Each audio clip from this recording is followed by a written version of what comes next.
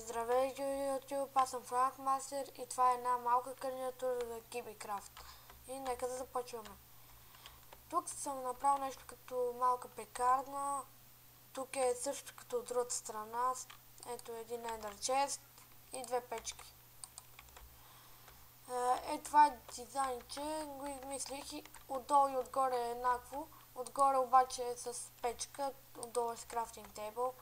И това са ми фермите за wheat, т.е. за хляб. Така. Тук каквото събера ще го оставя в честа. Това го взех от едно клипче, идеята за така да сложа торчовете. Това ми е легло, това ми е спалнята. Тук сложих някакви декоративни картинки, отдолу подът е стълбички, stone bricks и дърво. А отгоре е същото, само където по средата не е дърво, а е лампа. Това е enchanting table, тук сложих два меча.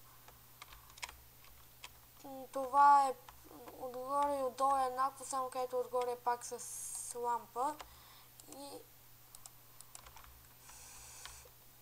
Това е честрума.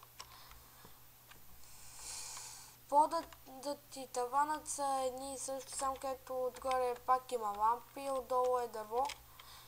И да, това мисля, че беше кандидатурата.